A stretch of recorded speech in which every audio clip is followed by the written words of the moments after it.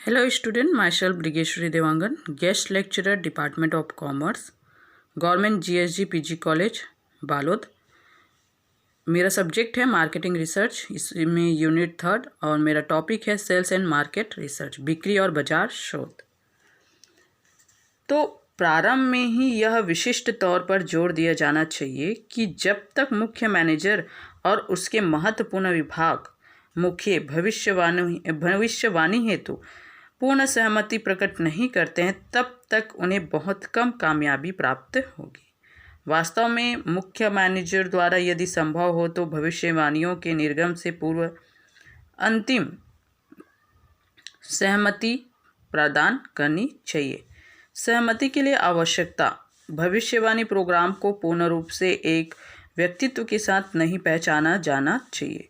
इसे एक व्यक्ति के साथ जोड़ा जाना चाहिए, परंतु इसमें बिक्री मैनेजर्स और उत्पादन मैनेजर्स जैसे मुख्य लोगों की सक्रिय भागीदारी होनी चाहिए।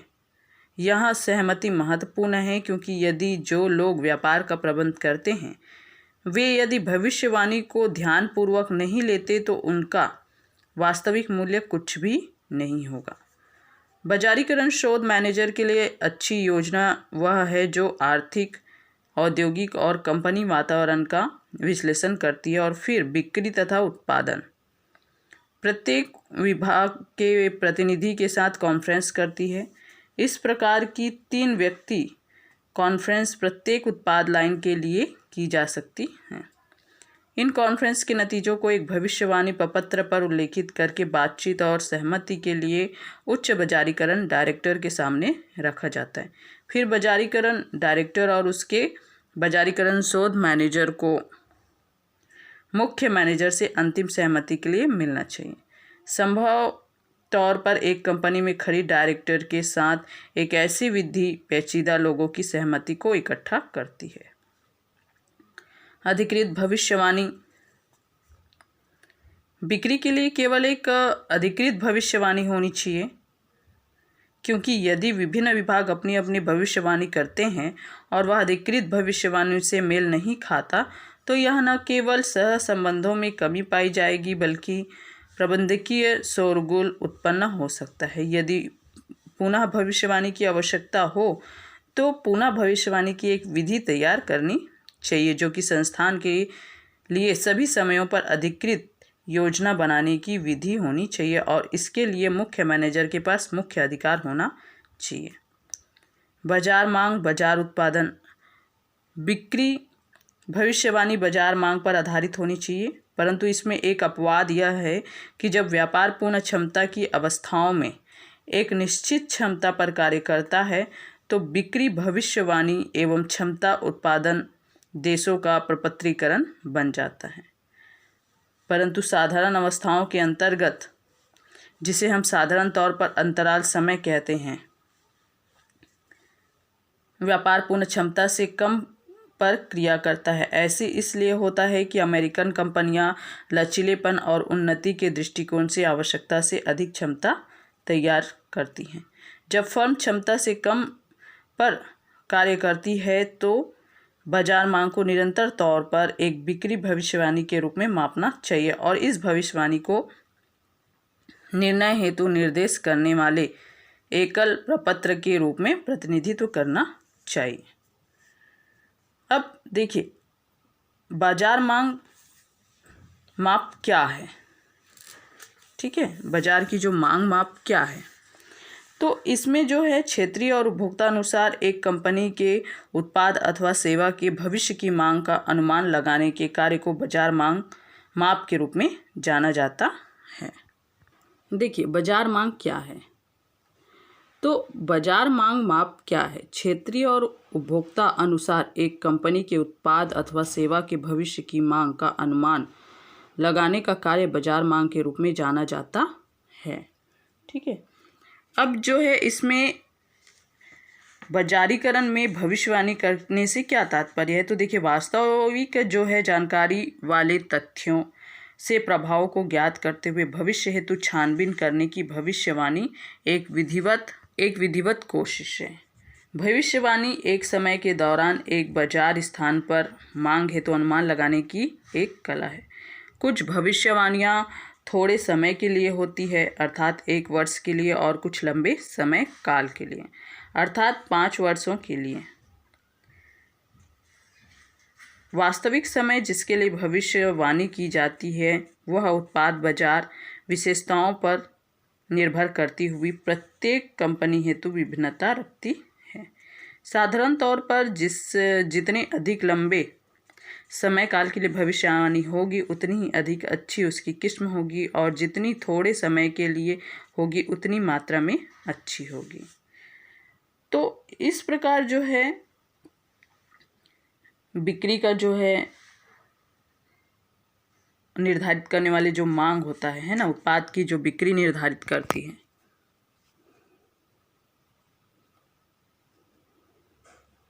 उत्पाद की बिक्री निर्धारित करने वाली मांग।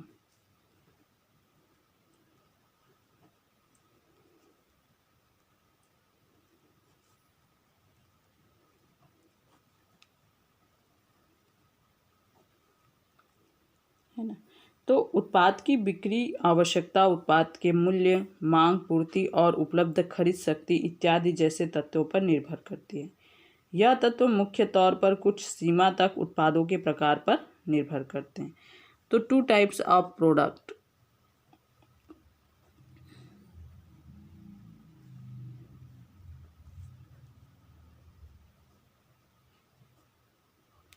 Two types of products: consumer products, industrial products.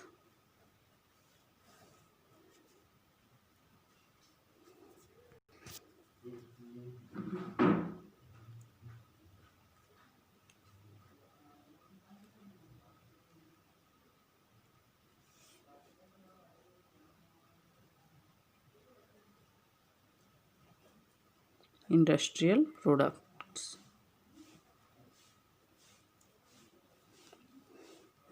Consumer products में है नॉन ड्यूरेबल,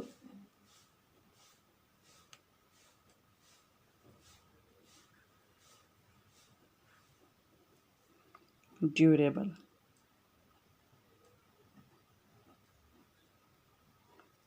ठीक है। अब उपभोक्ता अस्थायी माल।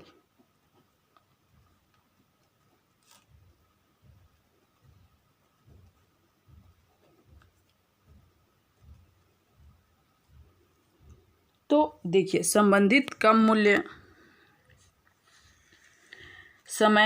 कम समय और बार बार खरीदे गए माल की बिक्री को 3 मूलभूत तत्व निर्धारित करते हैं। यह इस प्रकार है: व्यय योग्य ग्राहक की व्यक्ति आय में आयकर तथा अन्य कटौती को घटाकर, जनसंख्या की मूलभूत विशेषताएं जैसे आयु, लिंग, पेशा, शहरी पिछड़े स्थान इत्यादि, और मूल्य स्तर जिसमें बाजार के प्रतियोगी ढांचे को सम्मिलित किया जाता है। व्यय योग्य आम स्तर और प्रति व्यक्ति उत्पाद की उपलब्धता में बढ़ोतरी खाद्य उत्पादों, कपड़े, घरेलू सामान और अन्य इसी प्रकार के उत्पादों की बिक्री को निरंतरता प्रदान करती है। अब उपभोक्ता स्थायी है ना, ये तो उपभोक्ता स्थायी हो गया। अब उपभोक्ता स्थायी माल।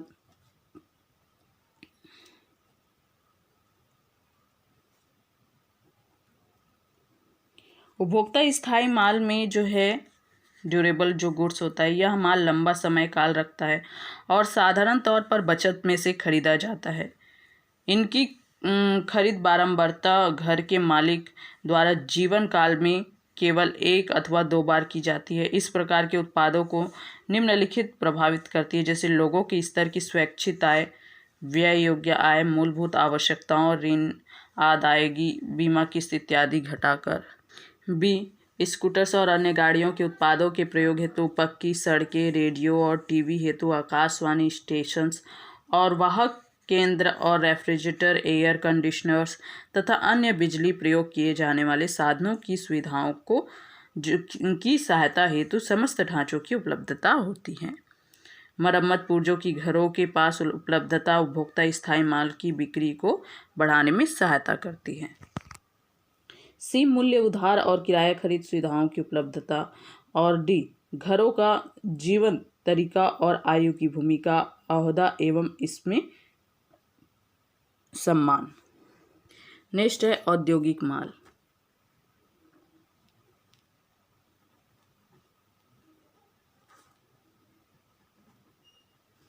औद्योगिक माल यह माल उस अन्य माल के उत्पादन में सहायता करता है जो भोक्ता प्रयोग से संबंधित होता है, इसलिए इनकी मांग अंतिम प्रयोगकर्ता से जुड़ी होती है और इसलिए इसे प्राप्त की गई मांग के नाम से पुकारा जाता है। दूसरे शब्दों में औद्योगिक माल मुख्य आधार अथवा मातृ माल होता है, जैसे मशीन, औजार, शक्ति साधन, स्टील, औद्योगिक मशीनरी, हिस्से, नियंत्रण औजार और चालू रखने वाले साधन इत्यादि। इस बात को दोहराते हुए हम कह सकते हैं कि औद्योगिक माल का संबंध प्रयोग करने वाले उद्योगों की माल से जुड़ा होता है, अर्थात घड़ी बनाने वाली मशीनरी और इसके भारत में कलपुर्जों की मांग भारत में घड़ियों की मांग एवं बिक्री से जुड़ी होती है। औद्योगिक उत्पादों की बिक्री में भविष्यवाणी, कंपनी भविष्यवाणी, औद्योगिक भविष्यवाणी, राष्ट्रीय आर्थिक भविष्यवाणी द्वारा प्रभावित होती है और यदि पूर्णतः प्रभावित नहीं होती तो वह है संसार की आर्थिक भविष्यवाणी के अंतर्गत सरकारी नीति द्वारा। बिक्री भविष्यवाणी के प्रकार।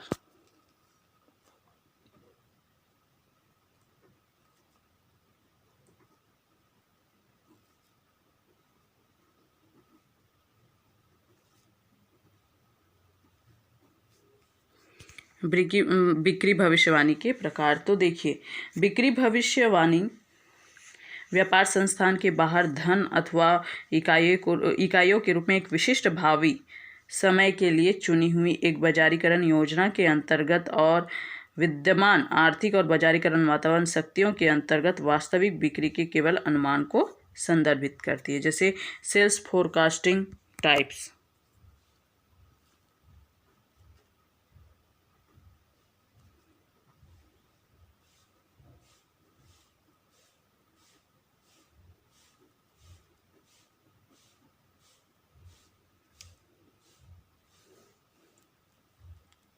Economic factors, forecast,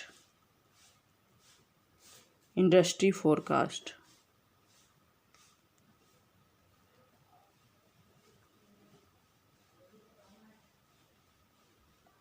company forecast.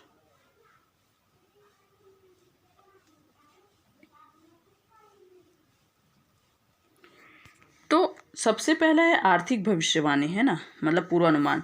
तो आर्थिक भविष्यवाणी को मुख्य उद्देश्य यह ढूंढना है कि राष्ट्रीय और अंतर्राष्ट्रीय व्यापार वातावरण में परिवर्तन विशेष उद्योगों में किस प्रकार परिवर्तित करता है, जैसे कंज्यूमर प्रोडक्ट और दूसरा इंडस्ट्रियल प्रोडक्ट। कंज्यूमर प्रोडक्ट में है आपका पर्सनल जो है consumptions, expenditure of goods. Industrial products में हैं gross private domestic investment, corporate profit, फिर disposal, personal income, personal saving, ये सब कंज्यूमर प्रोडक्ट में है। कंज्यूमर डेब्ट, population by age group, average weekly hours, average hourly earning, consumer price index, installment credit, consumer attitude and buying plan, retail sales. और इसमें है gross private domestic investment, corporate profit, output per man hour, employment cost पर man hour, industrial production, manufacturing capacity utilisation rates, expenditure for new plan and equipment, new construction activity, housing start, wholesale price, interest rate, farm income, price received by farmer, price paid by farmer. ठीक है, तो भविष्य हेतु अत्यधिक विस्तृत रूप में प्रयोग किए जाने वाले आर्थिक साधन हैं। राष्ट्रीय सकल उत्पाद और बेकारी दर में परिवर्तन। शोधकर्ताओं ने बहुत से उद्योगों में इन मापों को बिक्री की प्रवृत्ति से जोड़ा है। उदाहरण के लिए गाड़ियों की बिक्री में सकल बढ़ोतरी राष्ट्रीय सकल आय में बढ़ोतरी के साथ होती है। कुछ कम साधारण प्रकट करने वाले उपभोक्ता अथवा औद्योगिक उत्पादों की बिक्री से संबंधित पाए जाते हैं। उदाहरण के लिए उपभोक्ता उत्पादों के लिए संभव बिक्री बढ़ोतरी से साप्ताहिक कार्य घंटों में बढ़ोतरी लाती है। स्वैच्छिक खरीद के लिए अतिरिक्त समय अधिक आय उत्पन्न करता है। दूसरी ओर प्रति व्यक्ति 1 घंटा लागत में नौकरी में बढ़ोतरी का अर्थ है उन बाजारकर्ताओं के लिए खराब खबर जो उद्योगों को बेचते हैं। दूसरा है औद्योगिक फोरकास्टिंग, इंडस्ट्रियल फोरकास्ट। तो औद्योगिक भविष्यवाणियाँ और आर्थिक भविष्यवाणियाँ बाजार के एक भाग में संभावित मांग की उच्च सीमा निर्धारित करती है। वे बतलाती है कि एक विशेष उत्पाद को खरीदने के लिए कितनी आय उपलब्ध होगी। फिर भी वे यह नहीं दर्शाते कि कितनी आय वाले लोग उस उत्पाद हेतु व्यय करने के लिए तैयार हैं। बचाने अथवा कहीं और व्यय करने की बजाय इस सूचना के लिए बाजारकर्ताओं को औद्योगिक भविष्यवाणी और इन विशेष श्रेणी के उत्पादों की बिक्री की भविष्यवाणी की आवश्यकता है। आर्थिक ढांचे और औद्योगिक बिक्री के अतिरिक्त बिक्री 2 तत्वों से प्रभावित होती है। औद्योगिक तौर पर बाजारीकरण क्रिया की राशि और वर्तमान सामाजिक और कानूनी वातावरण। औद्योगिक बिक्री में सामाजिक और कानूनी वातावरणों द्वारा प्रभावित होती है। उदाहरण के लिए खाद्य उद्योग में लंबे समय काल हेतु दृष्टिकोण ठीक नहीं, क्योंकि अत्यधिक मीठे खाद्य उत्पादों का बचतों की सेहत पर बुरे प्रभाव और अत्यधिक खाद्य उत्पादों का उत्पादन करने वालों के खिलाफ सरकारी प्रतिक्रिया विपरीत प्रचार करती हैं।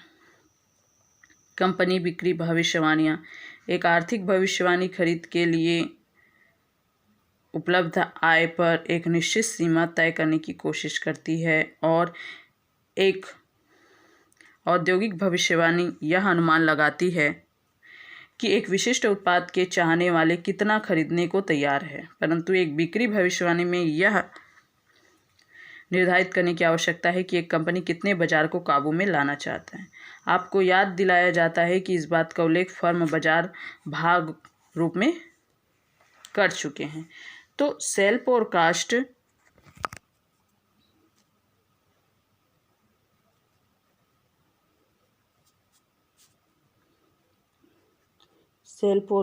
is equal to market forecast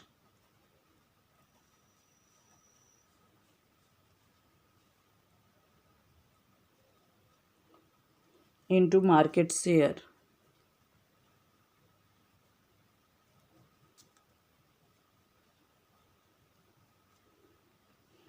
है ना। तो किसी भविष्यवाणी का सबसे कठिन भाग भावी बाजार हिस्से को निर्धारित करना है। कार्य उस समय अधिक कठिन हो जाता है जब भविष्यवाणी एक नए उत्पाद हेतु हो। नए उत्पादों के लिए वर्तमान उत्पादों के साथ बिक्री भविष्यवाणी एकरूपता भिन्नता की डिग्री पर निर्भर करती है, जैसे पूर्व रिकॉर्ड और अनुभव, प्रतियोगी उत्पाद की मांग का अध्ययन, बाजार शोध ज्ञात करना, परीक्षण बाजार नतीजे। फिर भी बाजारकर्ताओं के पास मांग का अनुमान लगाने के लिए बहुत सी विधियां हैं। तो इसमें जैसे सेल्स फोरकास्ट में आपका जो है ना, कंपनी की जो ये है, कंपनी का जो फोरकास्ट है उसमें आपका जो है पूरा रिकॉर्ड और अनुभव,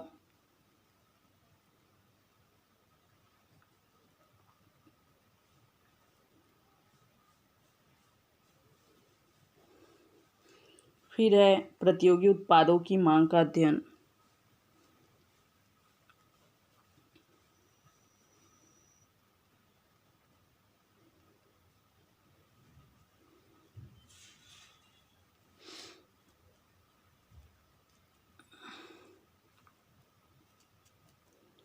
बाजार शोध ज्ञात करना,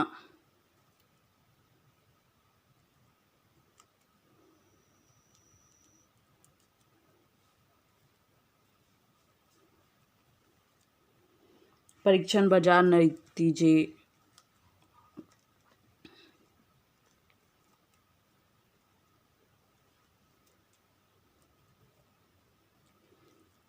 तो इस प्रकार जो है आपके जो बिक्री होती है भविष्यवाणी के प्रकार को जो है 3 भागों में बांटा गया है। Economics forecast, industry forecast, company forecast, है ना।